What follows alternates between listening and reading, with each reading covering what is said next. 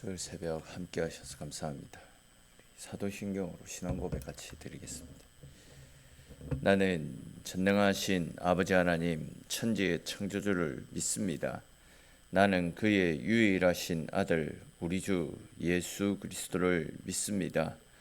그는 성령으로 잉태되어 동정녀 마리아에게서 나시고 본디오 빌라도에게 고난을 받아 십자가에 못 박혀 죽으시고 장사된 지 사흘 만에 죽은 자 가운데서 다시 살아나셨으며 하늘에 오르시어 전능하신 아버지 하나님 우편에 앉아 계시다가 거기로부터 살아있는 자와 죽은 자를 심판하러 오십니다. 나는 성령을 믿으며 거룩한 공교회와 성도의 교제와 죄를 용서받는 것과 몸의 부활과 영생을 믿습니다. 아멘. 우리 찬송 같이 드리겠습니다. 찬송가 84장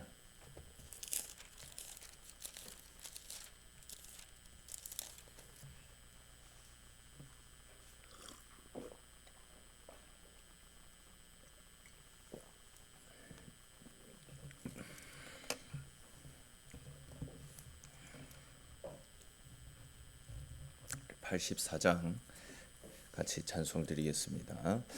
온 세상이 캄캄하여서 참 빛이 없었더니 그 빛나는 영광 나타나 온 세상 빛이었네. 영광 영광의 주 영광 영광의 주 밝은 그 빛 내게 비추었네. 영광 영광의 주 영광 영광의 주 이 세상의 빛은 오직 주 예수님.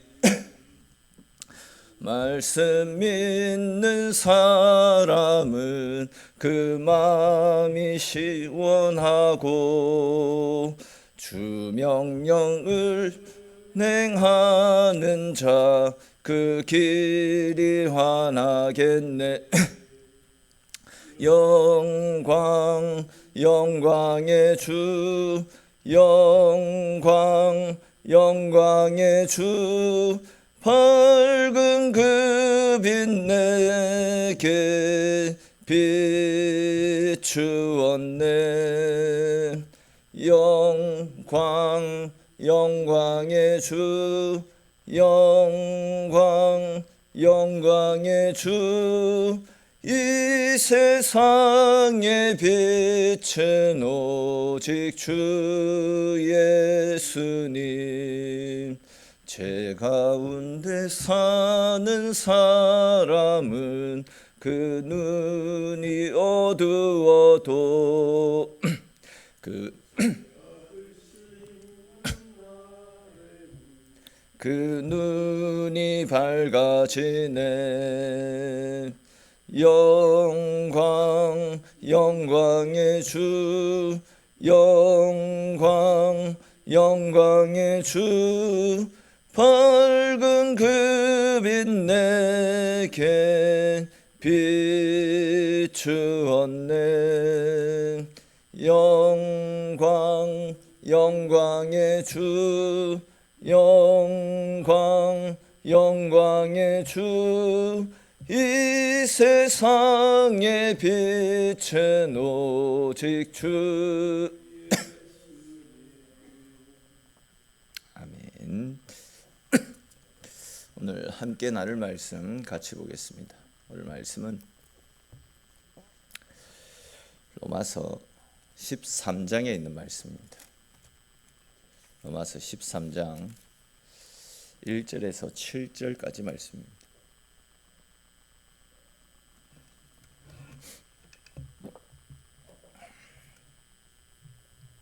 로마서 13장 1절에서 7절까지 우리 한 절씩 읽고 7절 말씀은 같이 읽겠습니다. 각 사람은 위에 있는 권세들에게 복종하라. 권세는 하나님으로부터 나지 않음이 없나니 모든 권세는 다 하나님께서 정하신 바라.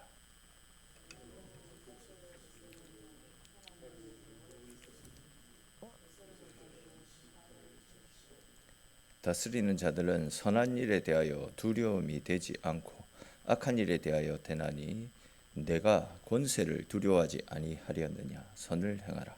그리하면 그에게 칭찬을 받으리라.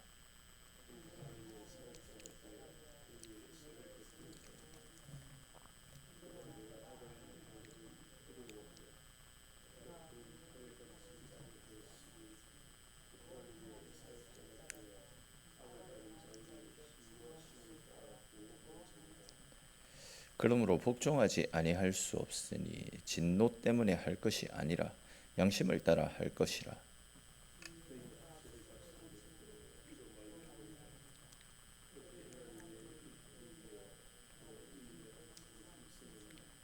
같이 읽겠습니다. 모든 자에게 줄 것을 주되 조세를 받을 자에게 조세를 바치고 관세를 받을 자에게 관세를 바치고 두려워할 자를 두려워하며 존경할 자를 존경하라. 아멘.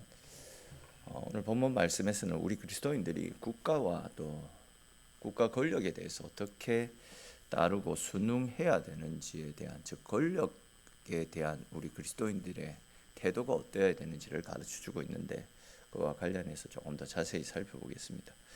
먼저 오늘 본문 1절에 기록된 말씀 보십시오. 각 사람은 위에 있는 권세들에게 복종하라. 권세는 하나님으로부터 나지 않음이 없나니 모든 권세는 다 하나님께서 정하신 바라. 이렇게 말씀을 하고 있습니다. 그러니까 이제 사도 바울은 우리가 위에 있는 권위에 순종하고 그 권위에 잘 따라야 된다, 이렇게 이야기합니다.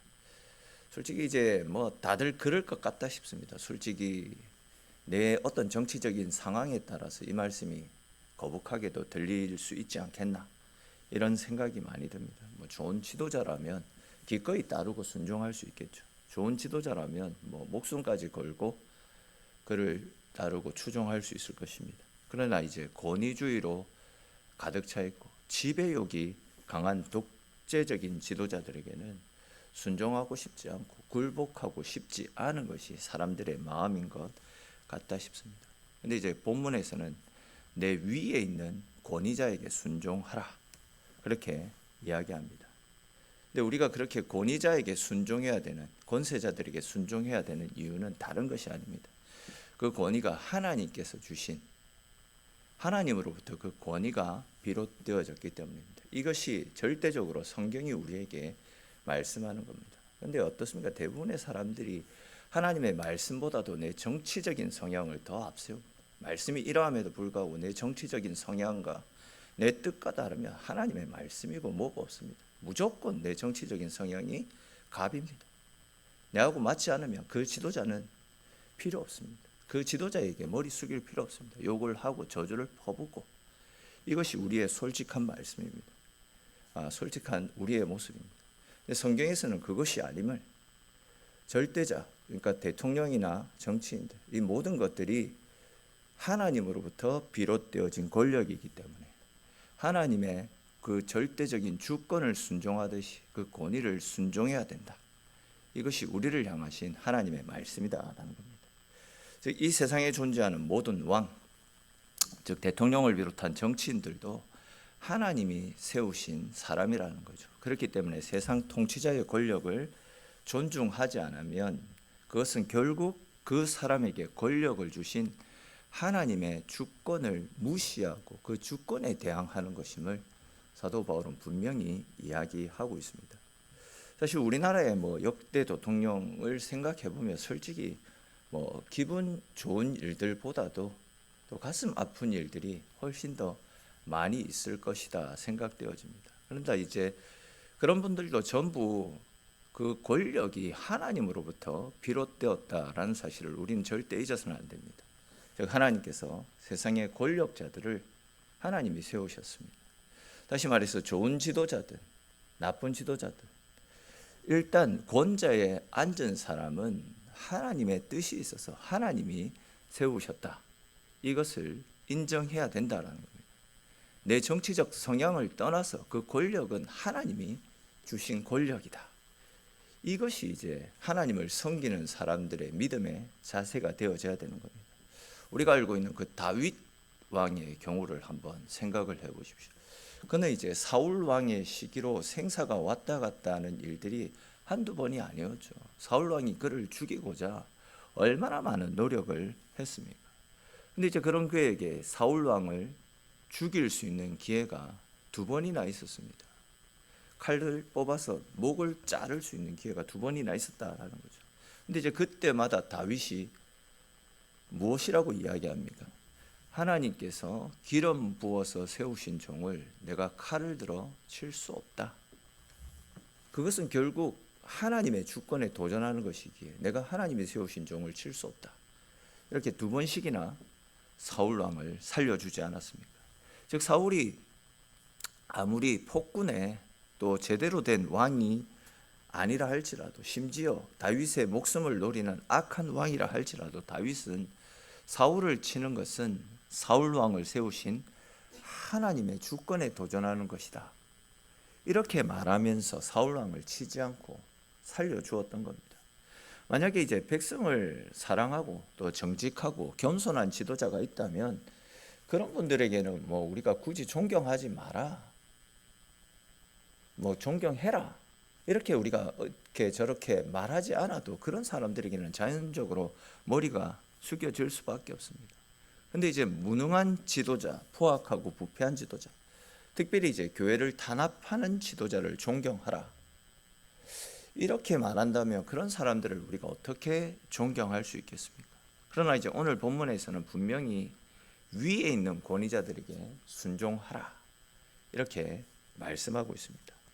근데 또 잘 아시는 것처럼 오늘 본문 말씀은 네로 황제가 로마 제국을 통치하고 있을 때 기록된 말씀입니다. 네로 황제는 악마의 하신이나 다름없는 포악하기 이를 데 없는 왕입니다. 특별히 이제 그는 정신질환에 시달리면서 로마 시내에 큰 불을 질렀고 또 그 불을 그리스도인들이 질렀다라고 누명을 씌워서 그 일을 계기로 그리스도인들을 탄압했고 심지어 그리스도인들을 죽이는 일을 서슴지 않았더랬습니다. 근데 보시면 바울은 비록 그런 왕임에도 불구하고 그런 왕에게도 순종해라, 그런 왕에게도 복종하라, 이렇게 이야기하고 있지 않습니까? 이제 좋은 지도자들만 존경하고 나쁜 지도자들은 존경하지 마라, 이런 말씀은 그 어디에도 없습니다. 그러니 이제 악한 지도자라도 일단 통치권을 가지고 그 나라를 다스릴 때에는 그 권세를 하나님께서 주신 줄 알고 존경하라, 그 말씀을 하고 있습니다. 권력자들이 그 권위를 잘못 사용하고 있어서 그렇지, 그 권력자들이 문제지 세상의 권력은 하나님이 주셨습니다. 하나님은 이 질서가 무너지지 않기를 원하고 계십니다. 권세는 하나님이 정하셨습니다. 모든 영역에 동일하게 적용되어지는 법칙입니다. 가정에서는 남편들에게 가정의 권세를 주셨고 또 교회에서는 목사에게 목회를 하도록 권세를 주셨습니다. 직장에서도 학교에서도 그 기관에 맞는 권세를 주셨습니다. 근데 이제 죄인인 우리들은 어떻습니까? 누가 우리 위에 있는 것을 굉장히 불편하게 생각합니다. 그래서 이제 자꾸 대들고 반항하고 냉소적으로 대해서 상대를 끌어내리려고 또 그 권위 위에 있고자 하는 것이 우리 속에 있는 본능 같다 생각되어집니다. 근데 이제 2절 말씀을 다시 보십시오. 위에 있는 권위를 무너뜨리는 자는 하나님의 명령을 거스리는 것이기 때문에 심판을 받게 될 것이다, 이렇게 말씀합니다. 그런데 사탄도 이러한 사실을 잘 알고 있습니다. 그래서 사탄은 우리의 가정을 공격하고 우리의 교회를, 우리의 어떤 단체들을, 우리의 모임을 공격해 들어옵니다. 어떻게 해서든지 남편과 아버지의 권위를 꺾으려고 하고 목사의 권위를, 정치인들 즉 위정자들의 권위를 깎아 내리려고 합니다. 네가 바보냐? 언제까지 뭐 저런 남편의 권위에 순종하며 복종할 거냐? 저런 남편하고 사느니 차라리 혼자 사는 것이 낫다. 언제까지 저런 무능한 목사를 모시고 교회를 다니려고 하느냐? 그냥 교회를 옮기든지 목사를 바꾸든지. 이렇게 속삭이면서 계속해서 하나님이 주신 권위에 순종하지 못하도록 우리를 미혹해 들어옵니다. 그러다 보니까 이제 뭐 요즘은 어디를 가나 권위가 짓밟히고 있습니다. 모두가 사탄에게 속아가지고 권위를 인정하지 않고 자신의 권리만 주장하며 살아가고 있습니다. 심지어 이제 예수 믿는 사람들도 대통령이 마음이 드느니 안 드느니, 정치가 마음에 드느니 안 드느니, 지금 현 정권만을 이야기하는 것이 아니라 이 이야기는 뭐 앞에 정권이든 정치권이 바뀌든 계속해서 똑같은 이야기를 하고 있습니다. 뭐 어떤 정치적인 이야기를 하려고 하는 것이 아니라 교회 믿는 사람들의 어떤 마음의 자세가 어떠해야 되는지를 이야기하고 있는 겁니다. 대통령이 뭐 정치를 잘 못할 수도 있습니다. 근데 여러분 뭐 이거는 상식선에서 어떤 대통령이 나라를 망치기 위해서 정치를 하겠습니까? 어떤 대통령이 또 국민을 궁지로 몰아넣기 위해서, 나라를 팔아넘기기 위해서 정치를 하겠습니까?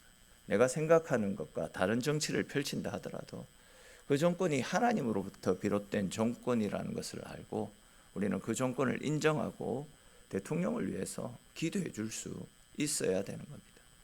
한 번씩 말씀을 드렸던 기억이 있습니다. 보수가 정권을 잡으면 뭐 나라가 잘 될 것 같습니까? 또 뭐 진보가 나라를 정권을 잡으면 또 그 나라가 잘 될 것 같습니다. 내가 좋아하는 정당에서 정권을 잡으면 나라 경제가 회복되고 국전도 안정되고 국민도 잘 살 것 같죠. 근데 어떻습니까? 절대 아니지 않습니까? 지금까지 뭐 몇 번이나 정권이 바뀌었지만 바뀐 것은 없습니다. 내 마음이 항상 굳어 있어가지고 상대가 싫고 내 마음이 또 어떤 데는 유해져 있기 때문에 그것이 잘 된다 이렇게 생각하지, 현상을 놓고 보면 절대 바뀐 것이 한 번도 없었던 것 같습니다. 다르게 표현하면 정치인들에게 소망을 두며 어떤 정당에게 소망을 가지면 아무것도 얻을 수가 없는 겁니다. 그저 우리는 오늘 본문에서 바울이 권면하고 있는 것처럼 그 정권을 인정하고 순종하고 더 나아가서 그 정권과 또 통치자들을 위해서 지속적으로 기도해 줄 수 있어야 되는 겁니다. 잘하면 더 잘할 수 있도록 기도해 주는 것이고, 못하면 정신 차리고 하나님을 두려워하면서 나라를 위한 바른 정치를 하게 해달라고 그렇게 기도해 줄 수 있어야 되는 것이죠. 세상의 권세가 하나님으로부터 왔다라는 사실을 인정하는 사람은 이런 자세를 가지고 기도하게 되어 있다라는 겁니다. 3절 이하의 말씀에도 비슷한 말씀들이 쭉 나타납니다. 국가의 통치자와 공직자들은 국민의 안녕과 평화를 지켜주어야 되고 공평과 정의를 실행하기 위해서 세움을 받은 하나님의 일꾼들입니다. 그렇기 때문에 우리는 하나님께서 세우신 권세자들을 존중하며 국가의 법을 따르고 국가의 법에 따라서 우리가 마땅히 감당해야 될 의무를 감당해 나갈 수 있어야 된다. 이렇게 이야기하고 있습니다. 4절 5절도 비슷한 맥락의 말씀이기에 바로 6절 7절 말씀 보십시오. 한마디로 세금을 잘 바치라 이런 이야기가 나타납니다. 납세는 국민의 의무입니다. 대통령이 마음에 들든지 들지 않든지, 정권이 마음에 들든지 안 들든지 그런 걸 다 떠나서 우리 개인의 안녕과 또 공공 질서를 위해서 세금을 내어야 된다, 이것입니다. 이것이 바로 우리를 향하신 하나님의 뜻임을 말씀하고 있습니다. 솔직히 이야기해서 우리 모두는 국가에 대한 어떤 빚을 진 채 살아가고 있습니다. 국가가 없이 우리 개인의 안정이 또 가정의 안전이 보장될 수 있겠습니까? 여러분, 오늘날 이 세상이 참 각박하고 죄가 관영해 있는 그런 시대 아닙니까? 근데 이제 이런 악한 세상 속에서 만약 국가 권력, 경찰이었고 법이라는 것이, 경찰과 법과 같은 것들이 우리 개인과 가정의 안전을 지켜주지 않는다라고 한번 생각해 보십시오. 어디 밖에 제대로 돌아다닐 수 있겠습니까? 이 나라와 또 공권력 또한 공직자들이 없었다라고 한다면 우리의 기초 생활과 안전 보장 이런 것들은 주어지지 않을 것입니다. 그런 측면에서 볼 때 우리는 국가의 빚을 지고 살아가는 사람들이다. 이것이 바울의 논리라는 거죠. 개인의 힘으로 도무지 누릴 수 없는 공공 서비스의 힘도 우리가 얼마나 많이 누리고 있습니까? 전기, 단순하게 이 전기 시설 이것도 우리가 개인이 전기를 끌어오고 이런 거 안 되잖아요. 국가라고 하는 큰 틀에서 이 모든 것들을 다 기초적으로 제공을 해주고 이런 산업 시스템 같은 것들이 국가를 기반으로 해서 세워지고 있는 것 아니겠습니까? 교육도 마찬가지고요. 만약에 국가가 존재하지 않는다라고 한다면 우리는 이런 혜택들을 누릴 수 없다라는 겁니다. 이렇게 이제 나라에 이런 측면에서의 빚을 지고 살아가고 있다라고 한다면 당연히 세금을 내어야 된다라는 겁니다. 국민으로서 마땅히 행해야 될 의무를 행하며 살아가야 된다. 이것이 하나님이 우리에게 원하시는 모습임을 사도 바울이 이야기하고 있는 것입니다. 오늘날 우리는 그리스도인으로서 우리가 국가와 국가 권력자들에게 국민으로서 어떤 삶을 살아야 되는지를 간단하게나마 살펴보았습니다. 오늘 본문에서 가장 중요한 말씀은 세상의 모든 권력은 하나님으로부터 비롯되어지고 있다라는 사실입니다. 그렇기 때문에 비록 내가 지지하는 정당이 아니고 또 내가 지지하는 사람이 아니다 할지라도 그 사람들도 하나님께서 세우신 사람들임을 기억하면서 우리는 마땅히 그 권력자들을 위해서 기도해 줄 수 있어야 됩니다. 뿐만 아니라 국가의 일에 적극적으로 협조해야 됩니다.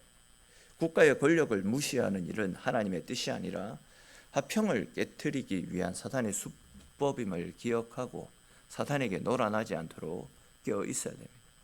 더 나아가서 우리가 통치자들에게 순종하고 나라 일에 순종하는 것이 결국은 하나님께 순종하는 것이고 또 그런 삶들이 결국은 하나님께서 기뻐하시는 일임을 늘 기억하면서 그리스도인다운 구별된 삶을 살아가시는 저와 여러분들이 될 수 있기를 주님의 이름으로 축원합니다. 기도드리겠습니다. 하나님, 오늘 이 새벽도 주의 백성들 주님의 자리로 불러주시고 함께 하나님의 말씀을 나누며 하루를 열어갈 수 있도록 하나님 은혜 베풀어 주셔서 주님 고맙고 감사합니다. 오늘 말씀을 통해서 세상의 모든 통치자들과 주권이 하나님으로부터 비롯되어진 것임을 기억하고 내 마음에 들든 들지 않든 그것을 떠나서 그 국가 권력이 또 통치권의 그 권력들이 하나님께서 주신 하나님으로부터 비롯되어진 권력임을 기억하며 그들에게 순종하고 또 그들을 위해서 기도해 줄 것을 하나님께서 말씀해 주셨습니다. 또한 그리스도인으로서 또 국민으로서 마땅히 우리가 행해야 될 바를 행해야 된다라고 가르쳐 주셨습니다. 때로는 오늘 이 말씀이 우리가 듣기에 거북할 수도 있겠지만 이것이 우리를 향하신 하나님의 뜻임을 우리가 기억하면서 언제나 말씀의 원리를 따라 순종하고 말씀의 원리를 따라 살아갈 수 있는 우리의 삶이 될 수 있도록 주님 은혜 베풀어 주시옵소서. 오늘도 기도의 제목을 가지고 또 주님의 자리로 나왔습니다. 기도하며 하나님 찾을 때에 우리의 소원에 응답하시는 크신 하나님의 사랑을 새롭게 누리며 돌아가는 복된 시간 되어지도록 하나님께서 함께 하시고 붙잡아 주시기를 소망하옵고 모든 말씀 살아계신 우리 주 예수님의 이름으로 기도드립니다. 아멘.